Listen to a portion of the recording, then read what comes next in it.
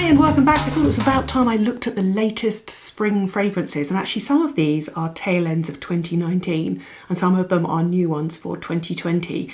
They're all, well, I wouldn't have chosen them if I didn't think they were really, really interesting, and I've thrown a couple of classics in too. Let's start with, for spring, what's the line from Devil Wears Prada? Oh, florals for spring.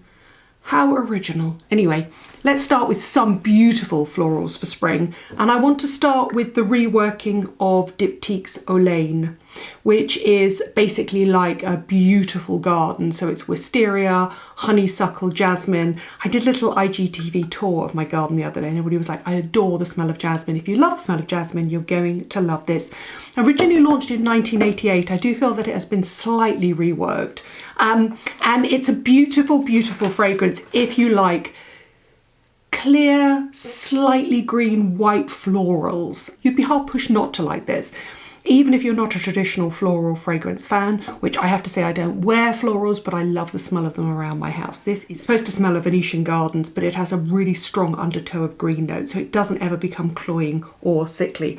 It's beautiful, and I love the reworking of the classic bottles with these beautiful outer edges that are sort of colour themed. It's really lovely. There you go. Beautiful packaging, beautiful fragrance. I always get exciting when Margiela launch a new replica fragrance, and this was the one that was launched actually at the end of last year, but it's just hit the UK, and that is Springtime in a Park. And this is really, really beautiful as well. Obviously everybody's going really big on pink and purple for spring. This is a really, really lovely fragrance. It's supposed to be based around Shanghai and the floral gardens of Shanghai, and I think it's really lovely. It's slightly fruity, but not so that it becomes cloying and uncomfortable. So it was created by Jacques Cavalier, and it has sweet peas, lily of the valley, musk, and it's floral and fruity, but with a sort of slightly musky undertow. It's a really beautiful one. They really don't make bad fragrances. Whether you like something sort of the smell of a library or the smell of a lemon tree, there is a fragrance in this range for you. I think of all the fragrance companies that tie up with the designers, this is the one that hits closest to that sort of idea of those high-end Dior, Chanel fragrances. They're really lovely. They come and go. Often they're limited edition and they're well worth sniffing out. Now, Jo said she didn't like the name Rose Prick, but I kind of love it. I finally got my hands on Tom Ford's Rose Prick. I knew I would love it. It's incredibly peppery. The top notes are very peppery, and then it has a massive warm rose, full-blown rose heart. There is also notes of turmeric in there over tonka bean and patchouli, and the minute you put a vanilla, tonka bean and a patchouli note in it, it's going to be that much more va-va-voom than a traditional lightweight green floral fragrance. I just love the packaging. I think it's beautiful. It doesn't really smell that rosy in the traditional, slightly sort of granny way we think of roses. And supposedly came up with the name Rose Prick because he couldn't call it a rose by any other name because, somebody got there first. Anyway, it's well worth sniffing out. It's a much more spicy turmeric, pepper, va-va-voom take on roses than I've traditionally seen. However, if you don't like roses, we can go to other white fragrances as well. I want to introduce you to a classic to begin with, and that is the Carlos Benaim for Frederic Malle Eau de Magnolia. And this was originally launched a very long time ago, like 2014, 6 years ago. And if you like full-on blousy white fragrances, this is the way to go. So it's a citrus woody floral. It's got lots of bergamot, vetiver, magnolia, but the minute you come down, you've got that patchouli and amber and moss, which makes it warmer and fuller and much more gutsy. And this is a full-on sexy white floral, but it's just, it's just beautiful. If you have any of those, my tiny, tiny garden is full of white flowers, and they only ever sort of burst their fragrance at night. And if you go out just as the sun sets, then what you get is that full-on indole, slightly animalic white flower smell. And that is the perfect version of a classic white fragrance, white floral fragrance, but with a real guts, a real undertow of sex to it. It's beautiful. It's really, really lovely.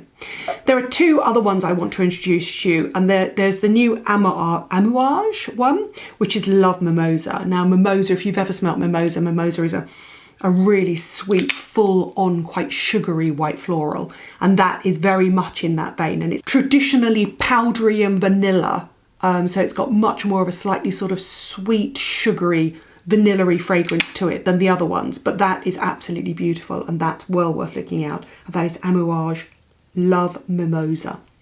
I've got two other fragrances that also fall within this category of white florals, but often with a sort of citrusy note to it. I do think that the Armani fragrances are beautiful. This is Orangerie Venice, which is absolutely lovely. It's a citrus aromatic, so it's got lots of bitter orange, lemon and lime and neroli. And even though neroli is a flower, it's a citrus smelling flower in the top. But then it comes straight down to cedar, moss and ambroxan. And the ambroxan gives it a slightly sort of what I call a cat's belly undertow to it, but the cedar is a cool, elegant, lightweight wood, and then moss obviously gives it that slightly sort of damp bottom of the forest floor smell.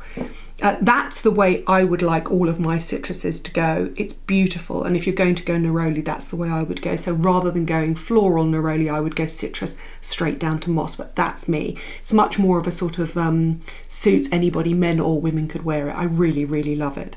And then I'm going to end on a little tribute to Brandon Truaxe. Brandon was working on a range of fragrances called Avastan shortly before he died, and he'd actually shortlisted, I think, probably 8 fragrances, and they were all going to be stunning. Obviously, none of them were going to be floral.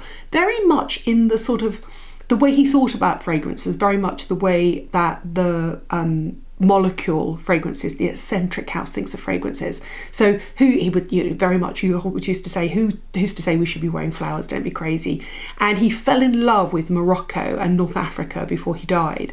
And this is Avastan. Essentially, it was the fragrance that was launched, and there is an Avastan standalone, or there was an Avastan standalone store before the lockdown on Beak Street that I'm sure will open up again, that was a little tribute to him that he co-designed.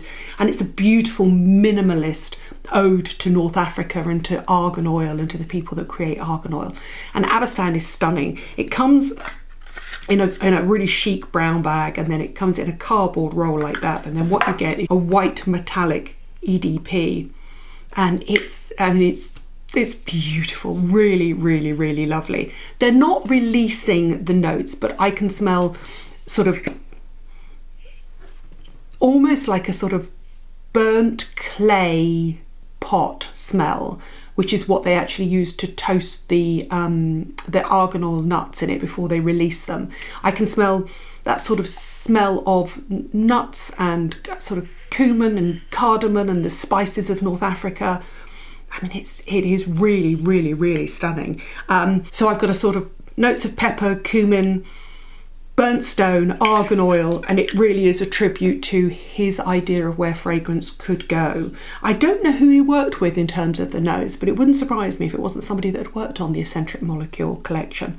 It's very similar, and it would fit brilliantly into that. So if you love those eccentric molecules, and there's molecules 01, 02, 03, 04, 05, check this one out. It's much more spicy than those, but it's beautiful and it's interesting. And I just think anybody could wear it. And it does, it smells of Brandon. So it's a little tribute to Brandon, and I really like it, and I wanted to end on that note. So I've started off with traditional florals, I've gone into white flowers that are slightly more blousy and sexy, and then finished with something citrusy with a dry down of oak moss, and then a little tribute to Brandon. That is a short, sweet and hopefully interesting guide to the new fragrances that are around this spring. Keep an eye out for them. When we're eventually all let out of lockdown, you'll be able to go out and smell all these wonderful fragrances in department stores. Oh, I miss smelling fragrances. Who'd have thought you'd miss the time when you walk through a department store and somebody would attack you, a la Joey from Friends, with the fragrance. But I do miss smelling gorgeous fragrances. If also you're in lockdown and you don't get the chance to get out and to smell flowers, and you don't have a garden of your own, mine is tiny, but it is beautiful and it is a real respite at these moments, then do look for the traditional white floral fragrances. They're like the smell of springtime in your house. Thanks for watching, thanks for subscribing, and I'll see you soon. Bye.